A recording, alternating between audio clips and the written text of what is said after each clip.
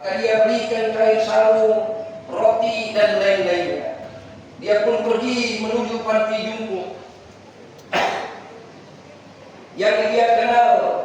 Saat sampai tiba kendaraan di pekarangan panti jompo di tempat parkiran tersebut, tiba-tiba ada seorang ibu tua berlari dari asrama panti jompo mendekatinya. Anakku datang. Senangnya anakku datang. Saya tidak mengenal ibu ini siapa sebenarnya. Ibu itu memeluk saya, dia cium saya. Orang tua itu berkata, "Nak, kenapa tinggalkan ibu di sini, nak? Ibu mau pulang. Ibu rindu rumah kita." Saya hampir tidak bisa berkata-kata. Ya Allah, saya mencoba mengucapkan kata, "Bu." Saya pegang tangannya, saya lihat mukanya. Dia bilang sampai hati, "Nak, kau tidak mengakui aku ini ibumu." Bisa saya bayangkan bagaimana perasaan beliau. Begitu rindu pada anaknya. Saya coba berpura-pura seolah-olah saya anaknya. Saya berkata, "Maafkan saya." Saya pegang tangannya, saya ajak duduk di atas kursi. Saya ambil roti dan saya suapkan ke mulutnya dari tangannya. Dengan penuh kasih sayang, tak terasa meneteslah air mata di bibirnya. Mencoba bayangkan hati seorang ibu yang rindu kepada anaknya, yang tidak pernah dilihat-lihat, hanya taruh dihempaskan di salah satu panti jompo. Bila kita anaknya, mengambilkan sepotong roti, kita suapkan ke mulutnya. Bagaimana perasaan beliau? Bagaimana perasaan kita? Saya coba usap air matanya yang meleleh di pipinya. Dia pegang tangan saya. Subhanallah, saya bisa merasakan bagaimana perasaan beliau yang begitu rindu kepada anaknya.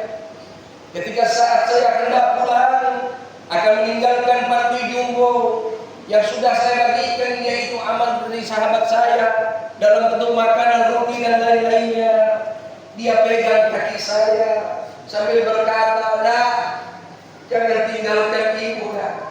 Ibu mau balik, ibu mau pulang, ibu mau ikut, nak, kepadamu, nak." Akhirnya saya minta izin dengan pihak pengawas panti jompo itu. Melihat data beliau, ternyata anaknya ada 5 orang. Yang paling besar bergelar Tan Sri. Orangnya memang kaya raya, punya nama besar dan hebat orangnya. Waktu saya izin pulang, dia pegang baju saya, dia bilang mau ikut pulang. Saya bilang, "Di mobil ada banyak barang, Bu, penuh barang." "Tak apa-apa," kata ibu itu. Saya duduk sama barang-barang itu, nah. Akhirnya saya izin ke pengelola panti jompo untuk membawa ibu itu selama 5 hari. Saya bawa ke rumah saya. Kemudian diizinkan oleh pihak panti jompo untuk membawanya hanya untuk 5 hari. Saat sampai di rumah jamaah sekalian, pada waktu sholat subuh, saya jadi imam, beliau jadi makmum bersama istri dan anak saya. Di belakang saya baca doa. Saya lihat air mata beliau jatuh selesai doa saya selama beliau. Saya cium tangannya. Saya bilang, "Bu, maafkan saya ya. Waktu itu saya tidak membayangkan kalau ibu saya sudah meninggal. Tetapi saya bayangkan ibu ini adalah ibu saya. Sebab dia rindu pada anak-anaknya." Di hari yang ketiga di rumah saya, waktu sholat isya, selesai doa saya salami beliau. Dia lapisi tangannya dengan yaitu mukenahnya. Dia tidak mau langsung seperti hari pertama. Saya bilang, "Ibu, kenapa ibu lapisi tangan ibu dengan mukena? 2 hari yang lalu ibu berjabatan tangan saya tanpa ada lapisan mukena. Ibu tak lapisi tangan ibu. Kenapa ibu hari ini ibu lapisi dengan mukena?" Saya mati. Tolong jangan beritahu soal keluarga saya. Kalaupun saya sudah mati, jangan beritahu mereka di mana makam saya. Kalau mereka tahu di mana kubur saya, jangan izinkan dia pegang batu nisan saya.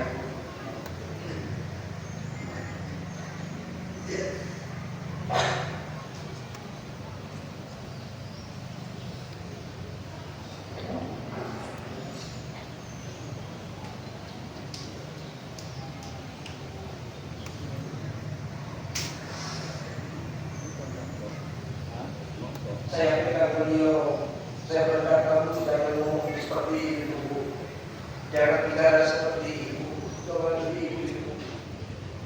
Istri saya menangis di sebelah, anak saya juga menangis di sebelah, pegang dia, kami pegang dia, jangan ngomong seperti itu, dia kiri kepala, rupanya itu rasa penghujung airnya, akhirnya dia pun meninggal di atas pangkuan saya, di masa itu.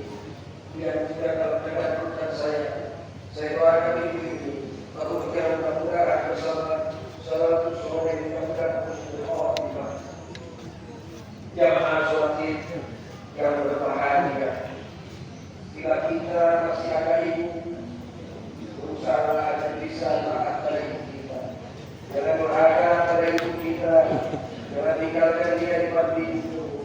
Saat itu kita sakit, kita jaga, kita pijat-pijat kepala dan kakinya. Coba kita tanyakan ibu kita bagaimana pemerintahan saat menurut kita dulu.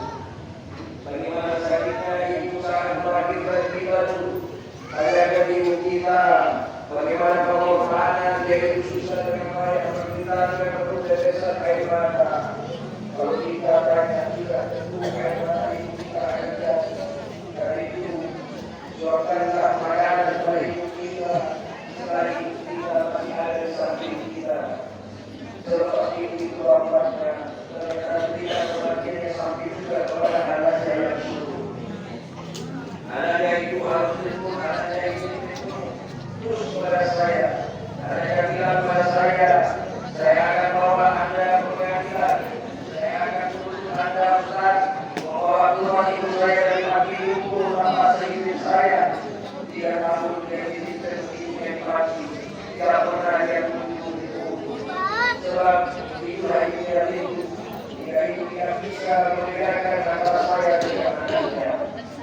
akhirnya saya tunggu tapi tak ada kabar kembali setahun ini.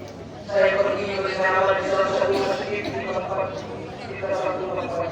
Selesai saya berjalan datang seorang laki-laki memeluk saya, menangis dalam masjid. Orang di dalam masjid saya ada apa ini? Saya tanya kepada dia, Pak, ada apa ini? Ada masalah apa? Dia berkata menangis, Ustaz. Tolong kasih tahu di mana barang ibu saya. Tolong kasih tahu di mana kubur ibu saya, Ustaz. Saya bilang berapa hari ini berapa kubur ibu? Kenapa tidak mau membuat ibu dia? Sekarang sudah meninggal Tuhan bertanya di mana tempat kubur ibu? Di mana tanggung jawabmu seorang anak? Dia bilang tolong Ustaz. Saya mau jumpa ibu saya, Ustaz. Saya orang yang bergerak asli